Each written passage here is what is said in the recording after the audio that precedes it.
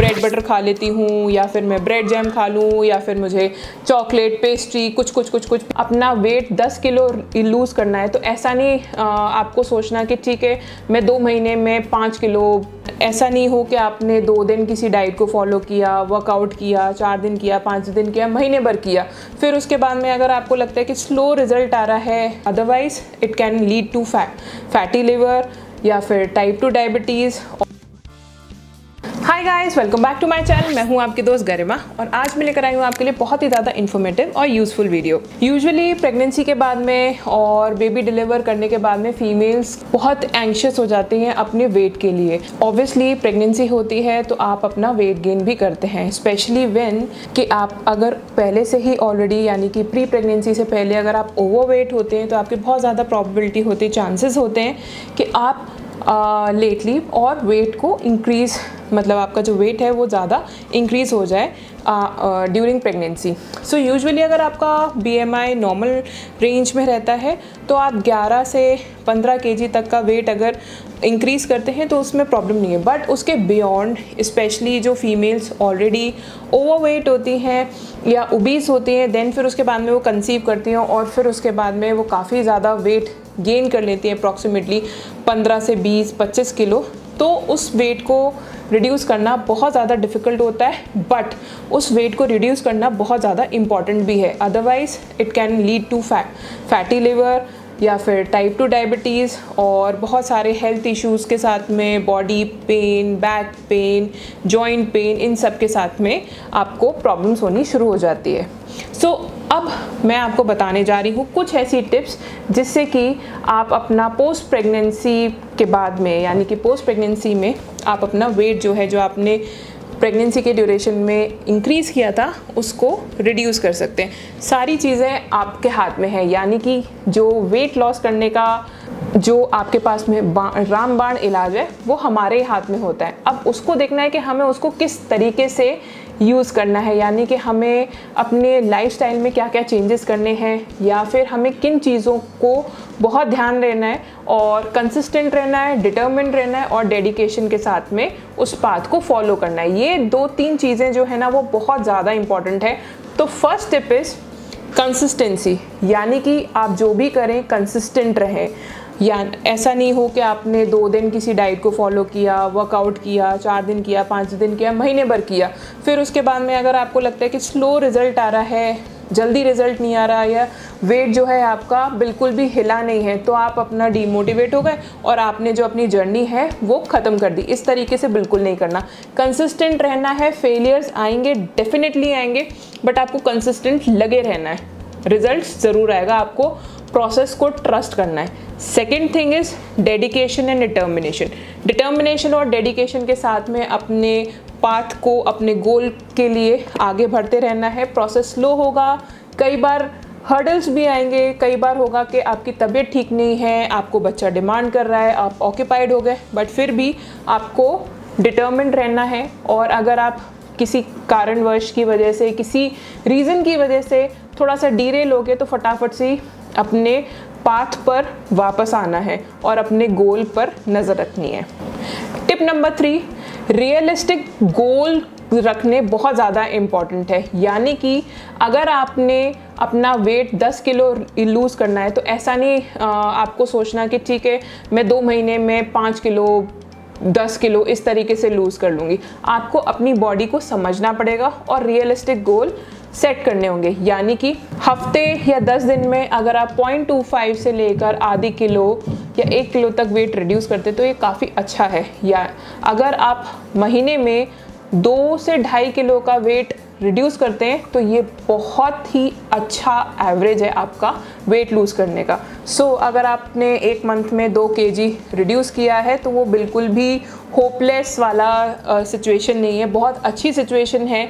यानी कि आपकी बॉडी जो है आपको रिस्पॉन्ड कर रही है, तो आगे बढ़ते चले जाना है। रियलिस्टिक गोल को सेट करना बहुत ज़्यादा ज़रूरी है। अपनी बॉडी को अंडरस्टैंड करना, फिर उसके बाद में गोल सेटिंग करना, वो बहुत इम्पॉर्टेंट है। Point number 4, crash diet. So ज़्यादातर फीमेल्स क्या करती हैं, ठीक है मैं कम खाऊंगी, मैं ये नहीं खाऊंगी, मैं मील स्किप कर दूंगी। तो इससे क्या होता है कि बॉडी प्रेगनेंसी के बाद में हमारी ऑलरेडी बहुत वीक हो चुकी होती है। फिर उसके बाद में हम क्रैश डाइट करते हैं तो और ज़्यादा वीक हो जाती है, मसल लॉस होने लगता है। फैट लॉस होता है बट मसल लॉस भी होता है। आपकी बॉडी जो है, जो वाटर होल्ड किया होता है वो तो आपका जाता है, बट साथ साथ में मसल लॉस हो जाता है, उसकी वजह से बॉडी में स्ट्रेंथ नहीं रह पाती है। तो हमें क्रैश डाइट नहीं करनी है। और ऊपर से अगर जो फीमेल्स ब्रेस्ट फीड कर रही हैं और फिर उसके बाद में उनको वेट लॉस करना है तो उनके लिए तो बिग नो है क्रैश डाइट करना, क्योंकि बच्चे को भी उनको फीड करना है। बिल्कुल ही क्रैश डाइट नहीं करनी है, अपना न्यूट्रिशियस फूड खाना है, कैलोरी काउंट फूड खाना है, जिससे कि आप हेल्दी भी रहें, प्रॉपर न्यूट्रिशन भी जाए, proper macros, carbs, fat, protein, fibre, इन सब की ज़रूरत हमारी बॉडी को होती है। अगर हम इनमें से कोई भी चीज़ को लूज़ करते हैं तो वो हमारी बॉडी पर इम्पैक्ट करता है एंड उसकी वजह से हमारा मसल लॉस होता है, और मसल लॉस करना बिल्कुल भी अच्छा नहीं है। मसल्स रहेंगी तो आपकी बॉडी भी रिस्पॉन्ड करेगी, मेटाबॉलिज्म भी हेल्प करेगा, और फिर साथ साथ में इस स्ट्रक्चर को चलाने के लिए, यानी बॉडी को चलाने के लिए मसल्स की ज़रूरत भी होती है in the later stage also. Point number 6, अगर आप ब्रेस्ट फीड कर रहे हैं देन इम्पॉर्टेंट है कि आप अपनी गायनेकोलॉजिस्ट से बात करें कि ठीक है मैं ब्रेस्ट फीड कर रही हूँ तो फिर मैं क्या वेट लॉस जर्नी पर जा सकती हूँ। अगर आपके गायनेकोलॉजिस्ट अलाउ करते हैं तो कैलोरीज आप खाइए, आप न्यूट्रिशियस फूड खाइए, और आराम से जितनी आपको भूख है उतने छोटे इंटरवल्स में अपने मील्स को डिवाइड कर लिए, यानी कि पोर्शन कंट्रोल खाना खाइए छोटे इंटरवल्स में। अगर आप ब्रेस्ट फीड कर रहे हैं तो अगर आप 3 बार या 4 बार बड़े मील्स खाते हैं तो उन मील्स को छोटे इंटरवल्स में खाना शुरू करिए, उसका पोर्शन कंट्रोल करके खाइए। प्लस साथ साथ में थोड़ी आधे घंटे की वॉक, पहले 15 मिनट से वॉक शुरू करें, फिर आधे घंटे, फिर 1 घंटे, इस तरीके से करके अपनी वॉक को स्टार्ट करें। इन दिस वे आपको बहुत जल्दी रिजल्ट्स मिलेंगे और आप अपना वेट लॉस भी कर पाएंगे।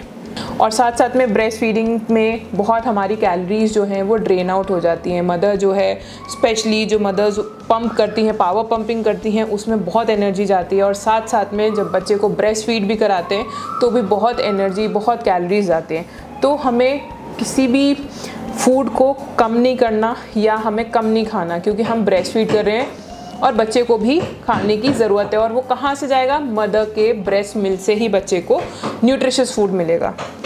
तो आपको छोटे पोर्शंस में खाना है, थोड़ा सा एक्सरसाइज, हल्की फुल्की योगा और वॉक 15 मिनट, 20 मिनट, आधा घंटा, उस तरीके से आप शुरू कर सकते हैं।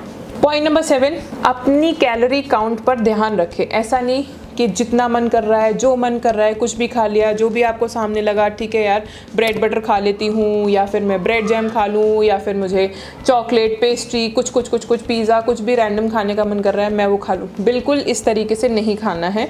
अपना वेट को देखना है कि आपका वेट कितना है, मेजर करना है, BMI मेजर करना है, देन उसके अकॉर्डिंगली कैलोरी काउंट पे रहना है। सबसे पहले अपनी फूड डायरी बनानी है, जिससे कि आप अपने फूड को क्या खा रहे हो उसको ट्रैक कर सकें। कैलोरीज को ट्रैक करना बहुत ज़्यादा इंपॉर्टेंट है। रैंडमली खाएंगे तो आपको रिजल्ट्स नहीं आएंगे।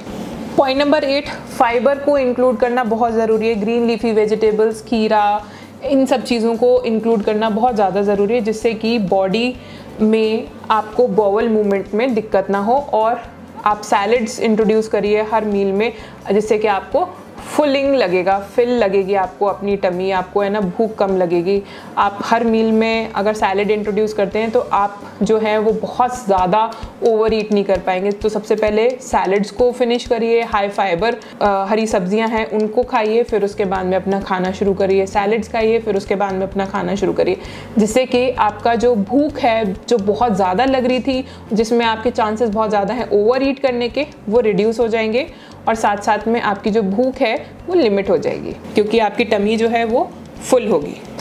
पॉइंट नंबर 9, प्रोटीन इनटेक बहुत ज़्यादा ज़रूरी है हमारी बॉडी के लिए। मसल्स लूज़ नहीं हो, हमारे मसल लॉस नहीं हो, उसके लिए भी बहुत ज़्यादा ज़रूरी है। और ओवरऑल बॉडी, ये हमारी जो बॉडी है ना वो चलता फिरता प्रोटीन है। हेयर हो गया, आईलिड्स हो गए, स्किन हो गई और बॉडी के ऑर्गन्स हो गए, उसमें फैट के साथ साथ में वो प्रोटीन से भी बना हुआ है। तो प्रोटीन का इनटेक बहुत ज़्यादा ज़रूरी है, जिससे कि हमारी बॉडी में प्रोटीन की जो कमी ज़्यादातर जो फीमेल्स में देखी गई है वो कमी ना रहे और हमारी मसल्स जो है वो लॉस ना हो। तो प्रोटीन इनटेक बहुत इंपॉर्टेंट है हमारी ओवरऑल बॉडी को सपोर्ट करने के लिए। अगर आप वेजिटेरियन हैं तो फिर आलमंड्स, पनीर, टोफू, इन चीज़ों, सोया, इन सबको इंक्लूड कर सकते हैं अपनी डाइट में। अगर आप नॉन वेजिटेरियन हैं या एगिटेरियन हैं तो एग वाइट्स, चिकन, इन सब चीज़ों का आप यूज़ कर सकते हैं अपनी डाइट में टू फुलफिल योर प्रोटीन का इंटेक होना बहुत ज़्यादा ज़रूरी है। पॉइंट नंबर 10, अब हम ब्रेस्ट फीड करा रहे हैं, हम रिकवर भी हो रहे हैं, तो हमारी बॉडी को चाहिए होता है कि बीच बीच में थोड़ा थोड़ा खाना मिलता रहे, या फिर आपको भूख लग रही है तो आपको स्नैक टाइम की ज़रूरत होती है। तो आप स्नैक टाइम में इस तरीके से कर सकते हैं कि अगर आपकी कैलोरीज़ में, यानी कि आपके डाइट चार्ट में अगर फ्रूट्स होते हैं, फाइबर्स होते हैं, तो आप उनको स्नैक्स के टाइम पे कर सकते हैं। या फिर अगर आप कहीं ट्रैवल कर रहे हैं और आपके पास में ये सारी चीज़ें नहीं हैं, तो फिर आप थोड़े से नट्स यानी कि आलमंड्स को हैंडी रख सकते हैं, जिससे कि आप थोड़ा सा उसको खा लें। और या फिर आप खीरा काट के खा सकते हैं, या फिर आप पानी भी ज़्यादा इंटेक कर सकते हैं, जिससे कि आपकी टमी को फुल फील कराएगा। Point number 11, avoid added sugar या फिर कोई भी शुगरी चीज़ें जैसे कि cake, pastry, cold coffee, sugary drinks, randomly जो हम 2, 4, 5, 6 बिस्किट्स, रस्क इस तरीके से खाते हैं, तो उन सब चीज़ों को आपको कट करना पड़ेगा सो दैट आप शुगर को कम्प्लीटली, प्रोसेस शुगर को अवॉइड कर सकें। एंड सेकेंडली रिफाइंड कार्ब्स को भी आप अवॉइड कर सकें, क्योंकि वो आपको सेटिस्फैक्शन नहीं फील कराता और इस चीज़ की वजह से आप बहुत सारा खाते हैं। Point number 12, avoid alcohol. Basically जो एल्कोहल को इसलिए मना कर रहे हैं क्योंकि उसका जो एब्जॉर्प्शन, बॉडी जब उसको एब्जॉर्ब करती है तो उसका एब्जॉर्प्शन मैकेनिज्म बॉडी का जो है वो बहुत डिफरेंट होता है। जैसे हमने नॉर्मल फूड खाया या फिर क्या कहते हैं, कोई हमने नॉर्मल कोल्ड ड्रिंक वगैरह ले ली या फिर कोई फ्रूट जूस ले लिया, उसका जो एब्जॉर्प्शन मैकेनिज्म है वो डिफरेंट होता है एज़ कम्पेयर टू एल्कोहल से। और एल्कोहल जो लेते हैं, पहली बात तो आपको पोस्ट प्रेगनेंसी नहीं लेना है, ब्रेस्ट फीडिंग के टाइम पर आपको नहीं लेना है। बट स्टिल आपकी ब्रेस्ट फीडिंग हो चुकी है, अब आप ब्रेस्ट फीड नहीं कर रहे हैं, फिर आपको चाहिए कि भाई मैं एल्कोहल ले लूँ and you are on the weight loss journey, तो डेफिनेटली आपको एल्कोहल नहीं लेनी है, क्योंकि एल्कोहल में भी कैलोरीज होती हैं जो कि आपका वेट पुट ऑन करती है। एंड उसकी वजह से क्या होता है कि आपकी बॉडी जो है ना वाटर भी होल्ड करती है। सो ये सब आपको अवॉइड करना है। Point number 13, get moving. अगर आपको एक्सरसाइज करने का टाइम नहीं है, आपके पास में बहुत लिमिटेड टाइम है, तो 15-20 मिनट, आधा घंटा या 1 घंटे के आसपास में अपने लिए थोड़ा सा टाइम निकालें। एंड अगर वर्कआउट करने का टाइम नहीं है, स्ट्रेंथ ट्रेनिंग करने का टाइम नहीं है, तो फिर आप वॉक को अपनी रोज़मर्रा की ज़िंदगी में, अपने लाइफस्टाइल में इंक्लूड ज़रूर करें। This will help you in losing your weight.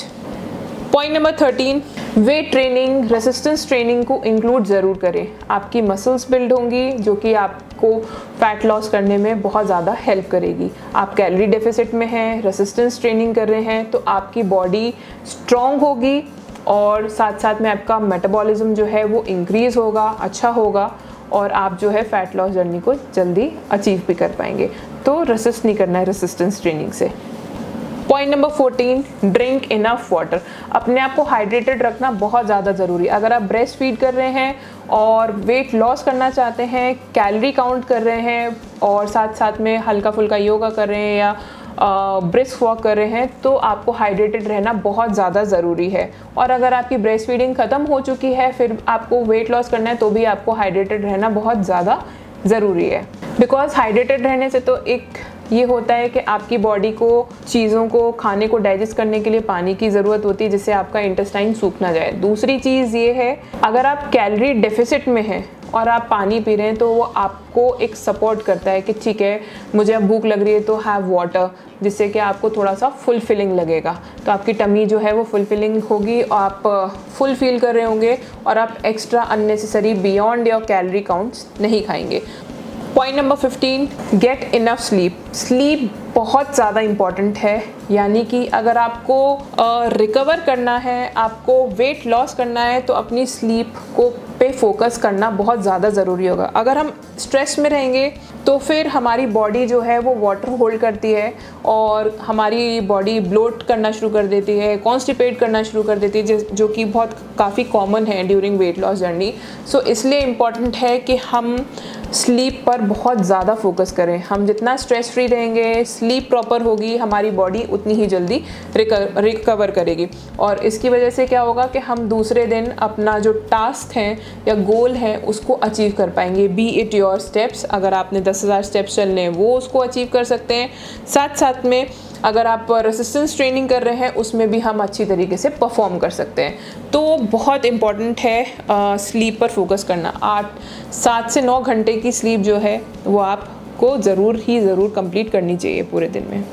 Point number 16, तो आपको अपना फ़ैट लॉस करना है तो सबसे ज़्यादा इम्पॉर्टेंट मैं अगर आपको बोलूँगी कि किसी डाइटिशियन की या किसी कोच की आप हेल्प ले लीजिए, जिससे कि आपको न्यूट्रिशन के बारे में पता चलेगा, आप न्यूट्रिशन के बारे में एजुकेट होंगे। और या फिर बेस्ट तरीका है कि आप अपने आप को एजुकेट कर सकते हैं न्यूट्रिशन के रिगार्डिंग। प्रॉपर न्यूट्रिशन यानी कि प्रॉपर मैक्रोज को जानने के लिए आपको उसको स्टडी करना बहुत ज़्यादा ज़रूरी है कि कितनी बॉडी की डिमांड है प्रोटीन की, कितना कार्ब्स लेना है, कितना फैट लेना है, कितना फाइबर लेना है। इन सब से मिलके हमारी कैलोरीज बनती हैं और वो आपको खाना है जिससे कि किसी भी न्यूट्रिशन की डेफिशिएंसी ना हो। सो फ्रेंड्स, ये कुछ चीज़ें थी जिससे कि आपको हेल्प हो सकती है टू लूज वेट। बट सबसे ज़्यादा इम्पॉर्टेंट है consistency, determination, dedication and fourth thing कि आप जो प्रोसेस है कैलोरी डेफिसिट का, वर्कआउट का, नीट का यानी कि आप स्टेप्स अपने कंप्लीट कीजिए। 10,000 स्टेप्स हैं उनको कंप्लीट कीजिए, आप अपनी बॉडी को एक्टिव रखिए। इन सब का निचोड़ तभी होगा जबकि आप इन चीज़ों को फॉलो करेंगे। सो फ्रेंड्स, होप आपको मेरी वीडियो पसंद आई होगी। प्लीज़ लाइक एंड शेयर करना ना भूलें, चैनल को सब्सक्राइब ज़रूर करें एंड मेरे साथ में कमेंट ज़रूर शेयर करें। So then see you soon in the next video. Thank you.